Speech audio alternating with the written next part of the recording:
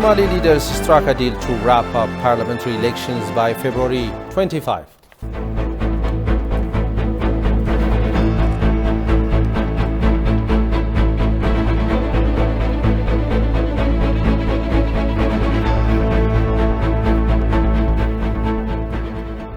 Good evening to you all. Welcome to Ethiopian News. I am Grum Tariku. Prime Minister Abiy Ahmed and President Joe Biden have held a phone conversation on current issues in Ethiopia, bilateral relations and regional matters. The two sides agreed that there is great value in strengthening cooperation through constructive engagement founded on mutual respect. Prime Minister Abiy Ahmed said that the recent decision by the government to discontinue court cases are aimed at creating national unity. The Prime Minister made the remark yesterday while recognizing and rewarding members of the National Defense Forces for their bravery and heroic deed in the war against terrorism. Johannes Fantown has more on this.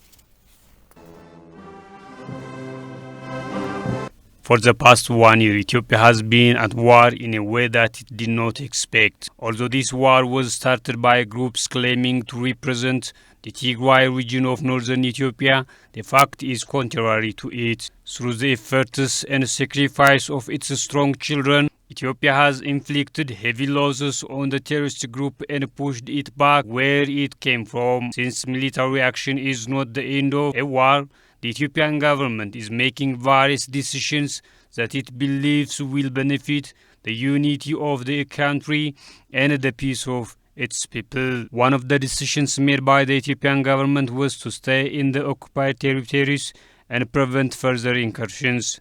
This was after withdrawing the terrorist group from Afar and Amhara regions. This decision made recently is said to be a decision in the political and diplomatic sphere in addition to the victory of the military. The government is currently working on a plan for national reconciliation.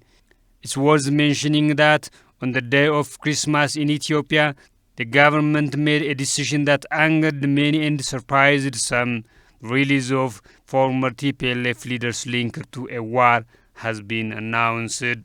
The Prime Minister had this to say because of the decision. ይህ ውሳኔ የተወሰነው ኢትዮጵያን በጠንካራ አለት ላይ ለማኖር ነው። This decision was made to build Ethiopia on solid rock, to reduce her enemies and to gather strength, and also if there is a community that doesn't understand and follow, it is to open its eyes and turn it away. There are several other reasons. ምክንያቶች አሉት። The Prime Minister further said that although this decision is outrageous today, it will be a source of proudness to coming generation and a reason for strengthening the unity of Ethiopia in the future. ምህረት መስጠት ከማሸነፍ ጋር የሚያያዝ ነው። Forgiveness is associated with victory. Forgiveness is not just a matter of losing, it is a matter of winning. The Creator has given us victory because He knows that we will forgive when we win. He knows that if vice versa with our enemies, they will have no choice but to destroy Ethiopia. ኢትዮጵያን ማፍረስ ብቻ ሳይሆን የምህረት ልብ እንደሌላቸውም ስለሚያውቅ ነው። ጀግኖች፣ አሸናፊዎች፣ ምህረት ሰጪዎች ስላደረገን ፈጣሪያችንን እናመሰግናለን። Psychologists generally define forgiveness as a conscious, deliberate decision to release feelings of resentment or vengeance towards a person or group who has harmed you, regardless of whether they actually deserve your forgiveness. Though forgiveness can help repair a damaged relationship, it doesn't obligate you to reconcile with the person who harmed you or release them from legal accountability. Town. I've never even heard of that town before I got here. And she was like, okay, let's check out this town. The only problem was that this town was 12 hours away from Addis by road. And it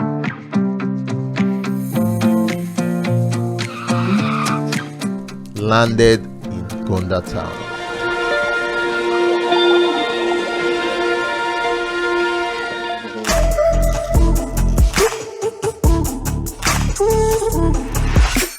He told us about a place called Simeon's Mountains. And boy, this place is another thing on its own.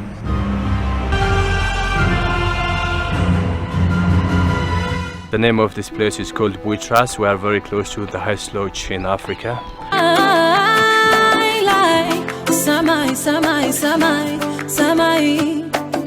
Hey guys, just got to the restaurant now.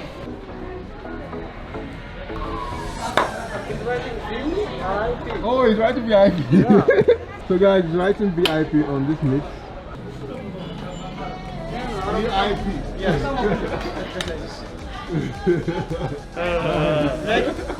Guys, this is raw meat. Raw meat.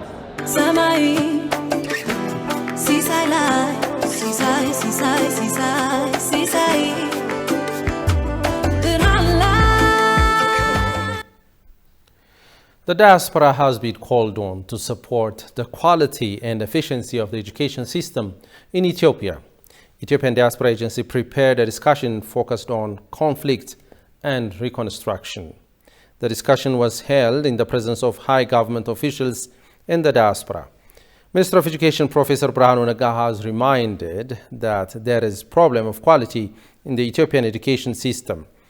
The minister has said that he is working to solve the problem and create a generation that is rich in science and technology.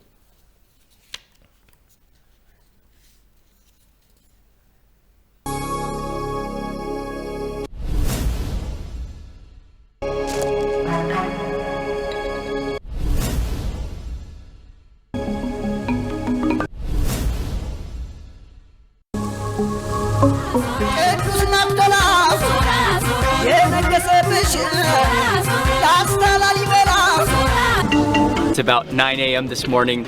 We're here at the most famous church here in Lalibela, St. George's Church, and you can see it down below.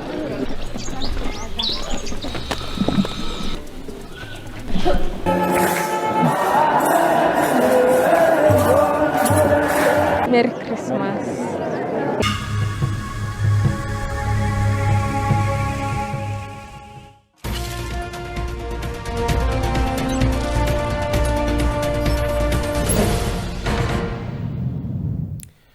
The Ethiopian fiscal year export performance, this Ethiopian year fiscal export performance has been evaluated. It was indicated that 100 days performance plan has been achieved.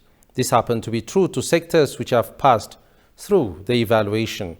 Directions were also given, taking into account the country's current situation. Tigster Nisa has more on this. A number of ministries' 100 days performance in Ethiopia have been evaluated in a meeting in Guba that Prime Minister Dr. Abiy was in attendance. It was announced that specifically export business and investment sector had been performed in parallel with the 100 days plan. ከኢኮኖሚ አኳያ ለምሳሌ ኤክስፖርትን የወጪ ንግድ ገቢን ስንመለከት Regarding economy, for instance, if you look at the export business and flow of investment, the performance is ended in parallel with 100 days plan. Ministry of Trade and Regional Integration also announced that it was able to increase the revenue from last year's export business. አጠቃላይ ወጪ ንግዳችንን በሚመለከት If we take this year's export business in general, it was very different in quality and quantity from last year's, which is far better. Ministry of Mine made it known that it was able to use local raw materials, which enables to generate more revenue in export items, taking into account the current situation of the country. የሀገራዊ ምርታችንን በማሳደግ ዙሪያ ከውጭ የምናስገባቸው ሸቀጦች አሉ። Related to the commencement and boosting of the local production of coal, steel and others were tabled for evaluation. And another thing is that we export precious stones like gold and others, and we export all salt family products too, and this was also evaluated. Especially with the current situation of our country, we were able to perform even better. During the evaluation, it was announced that the directions were implied in how to safeguard success in these sectors for the coming months. It was learned that the evaluation did ensure, in spite of having to go through complex situation, that the country's economy didn't witness recession.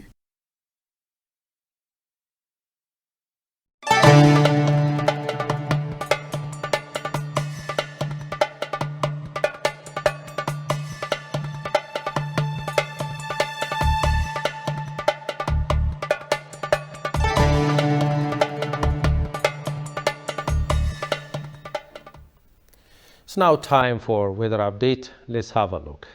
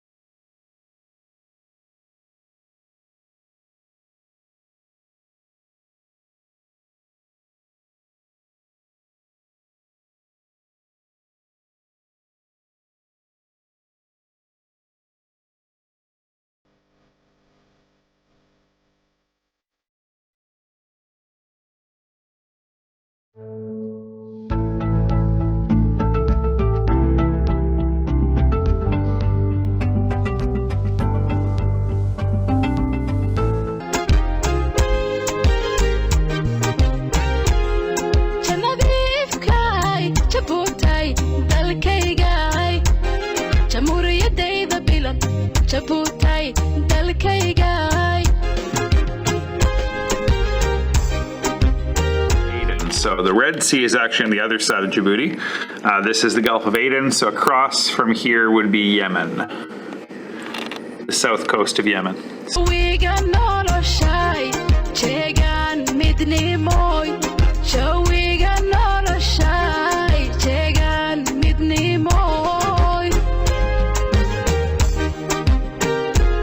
This is the Djibouti railway station. It's the end of the line from Addis Ababa.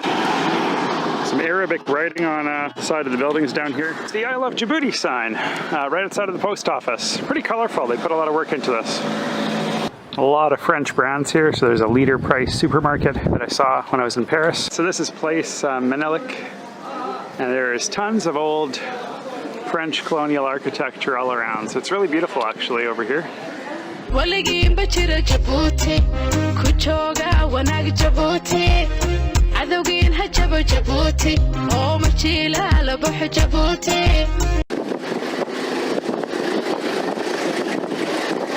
That's really beautiful though, eh? Yeah. Is that made from Is it? coral? Yeah. Coral building. Yeah, coral. Ah, really beautiful. Yeah.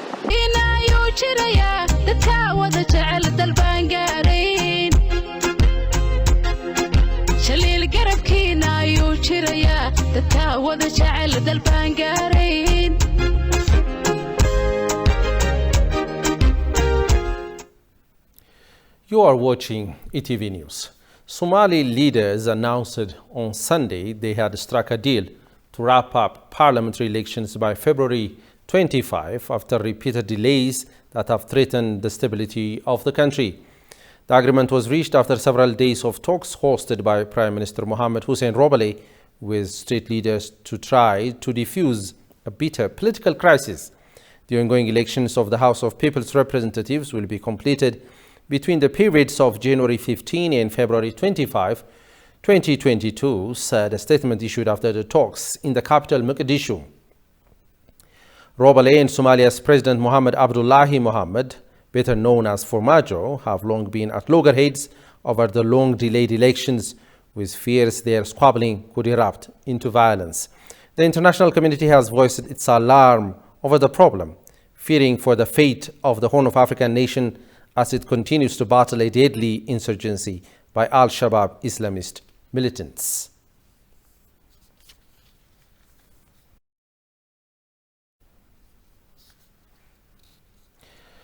West African leaders on Sunday backed tough new sanctions on Mali, including border closure and trade embargo, saying the military regime's delays to return to civilian rule were totally unacceptable. The leaders of the Economic Community for West African States, ECOWAS, also agreed to cut financial aid and freeze Mali's assets at the Central Bank of West African States, according to final declaration. And the bloc will recall its member states' ambassadors to Mali. The leaders decided at an extraordinary closed-door gathering in Ghana. The meeting followed months of increasing tensions over the timetable for restoring civilian rule in Mali after 2 coups and a military takeover. Under threats of sanctions, Goïta promised to restore civilian rule in February 2022 after holding presidential and legislative elections.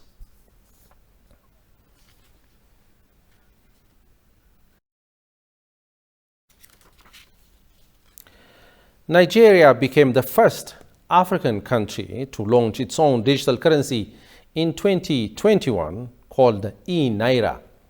The digital currency is the Central Bank of Nigeria's answer to the growing adoption of cryptocurrency in the country and is expected to revolutionize payment systems in the continent. Shagawi Mata has more from CGTN. In February this year, the Central Bank of Nigeria clamped down on the use of cryptocurrency in the country, instructing commercial banks to stop facilitating all transactions involving cryptos. It also asks banks to close every account linked to users and operators of cryptocurrencies. But fast forward to October, the Apex Bank launched its own digital currency, calling it the e-Naira. The CBN believes that e-Naira will make a significant positive difference to Nigeria and Nigerians, including A. Supporting a resilient payment system ecosystem, B. Encouraging rapid financial inclusion, C. Reducing the cost of processing cash, D. Enabling direct and transparent welfare interventions to our citizens, E. Increasing revenue and tax collection, F. Facilitating diaspora remittances into Nigeria, G. Reducing the cost of financial transactions and improving the efficiency of payments in Nigeria. President Muhammad Buhari, who was present at the launch, was upbeat about the e-Naira. He said it could help grow the country's GDP by $29 billion over the next 10 years. As of last week, the Central Bank of Nigeria has recorded over 600,000 downloads in over 160 countries. It also recorded over 34,000 transactions on the e-Naira platform, amounting to over $400,000. Our digital currency product has extremely wide possibilities. There's so many things that can be done. But what we've done initially is to constrain it, begin the journey gradually. I think that it is a good result so far. As we see the performance of players and stakeholders within that e-Naira market, what we do, we open it up more and more. Financial experts have hailed the initiative as a positive one, but one that much work still needs to be done to attract mass adoption. Only recently, the central bank said it was not going to take any liability for any loss of funds or any fraudulent act or things that happens on the e-Naira platform. That has further eroded the confidence and trust of many stakeholders on that platform. So generally it will take time for that trust level to get to a point that people will begin to utilize the platform for purposes of transactions. While the e-Naira app is currently only available to users who have bank accounts, the CBN says sooner than later, Nigeria's over 60 million unbanked population will have access to the e-Naira, and many say that will be the real game changer of the initiative.